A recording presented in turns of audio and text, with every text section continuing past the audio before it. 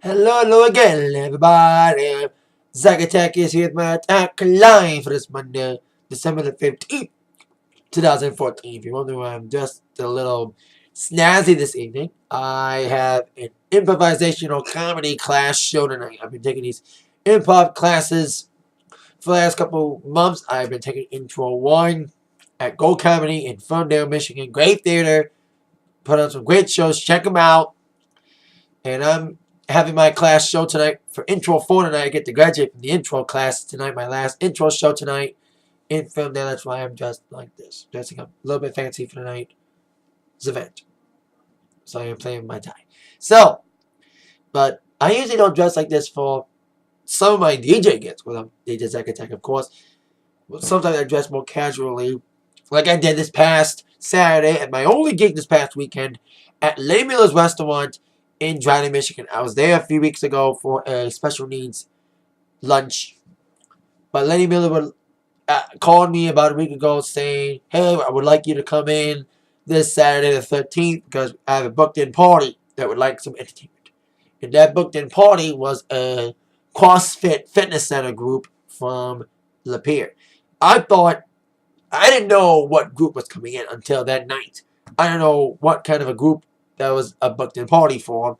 I'm probably more laid back, a little bit more older audience because I was at a booked-in party a year ago at Lenny Miller's. So it's more older folks. Well, it was more younger folks at this booked-in party for Lenny Miller's. So the gameplay went out the window. I had to improvise. Pardon the pun, because I mentioned improvisational classes. So, but I did well.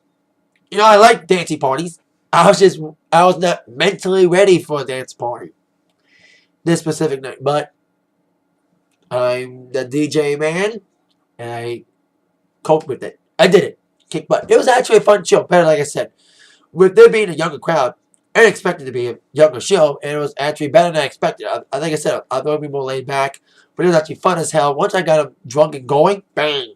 You know, the line dances worked, rock worked. You know, like Def Leppard, Journey, my usual go-tos.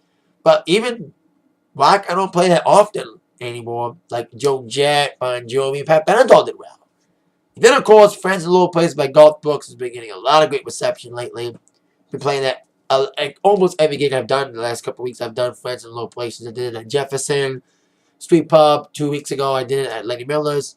So it's getting great reception everywhere, especially at bars, because I like to sing the song. You know, especially when you get to that third verse in the live version that I play. So there you go. That was my gig this past weekend.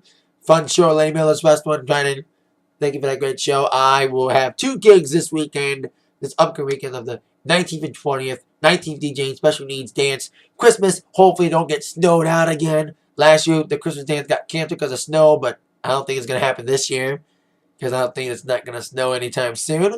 And Saturday, Women Point Dance Academy, Christmas Gala, 6th year in a row at Tina's Country House in Warren.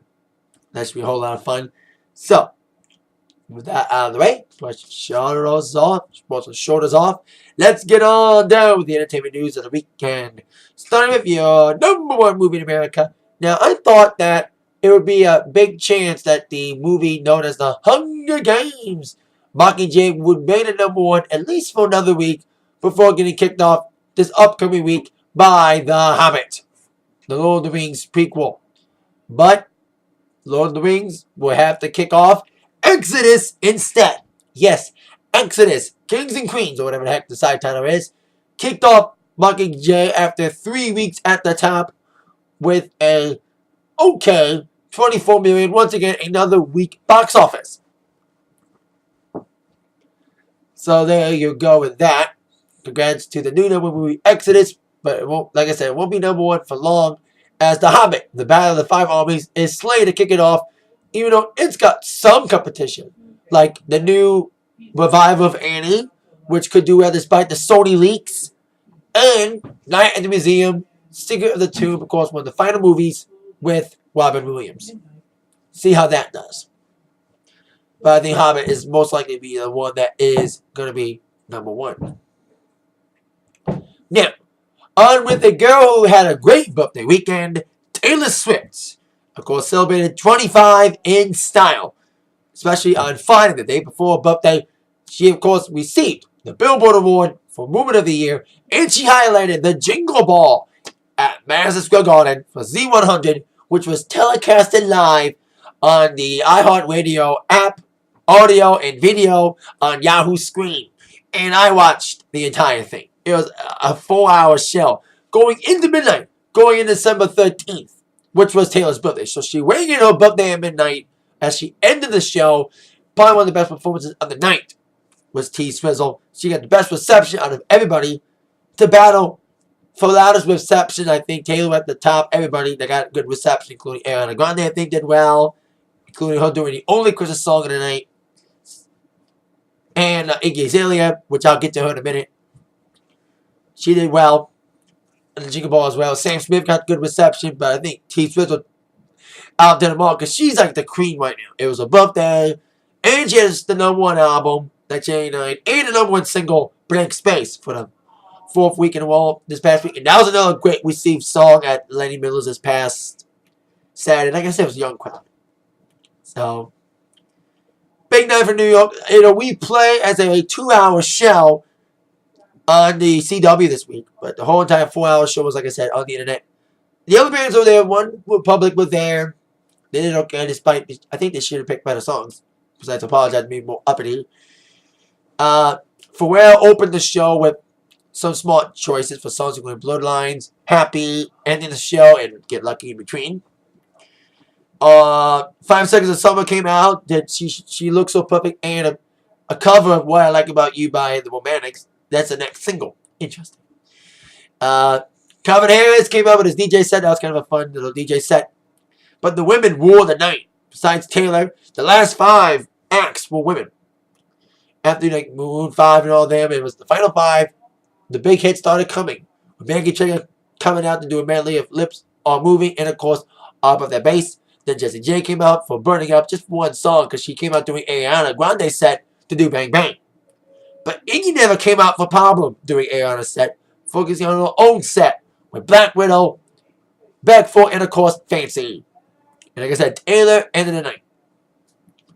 And then Taylor had her own birthday party after the show with fellow Jingle Ball stars Charlie XCX, who did pretty well, who came out for Fancy with Iggy. Sam Smith came to Taylor's party as well as Beyonce and Justin Timberlake and Jay-Z. And Jay-Z came out doing Justin Timberlake's concert with Beyonce and Taylor at dancing.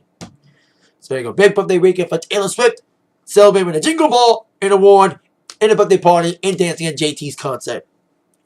And like I mentioned, Iggy Azaela was on the Jingle Ball, and she's been hinting towards a tour for 2015. And she publicly announced the tour today on her website, announcing the Great Escape Tour and Arena Tour. Now, the tour will kick off in May, actually late April 14th in Fresno, California. She'll be here in the Michigan area, Detroit, Michigan, at the Palace of Auburn Hills on May the 2nd. What a difference a year makes. This past year, Iggy has been in Detroit twice. And she played Detroit for the 3rd time in less than a year. She went from playing St. Andrews Hall in Detroit this past May to playing Meadowbrook Amphitheater this past September with Magic.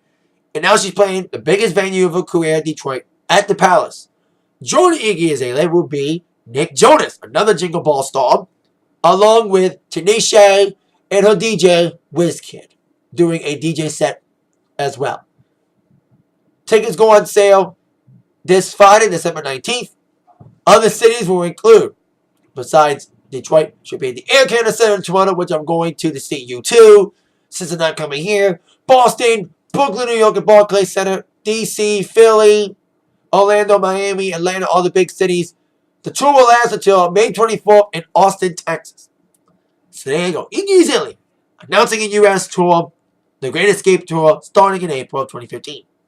Now, speaking of bands who are planning a 2015 tour, we've known for the last couple of months that AC/DC was planning a big world tour to promote Rock or Bust, despite all the hardships they've been dealing with, of course, the leaving of Malcolm Young due to dementia, and of course, the ongoing legal drama with Phil Wood. Even though we don't know who's drumming, AC/DC announced the first batch of tour dates this past Friday, European dates, that is.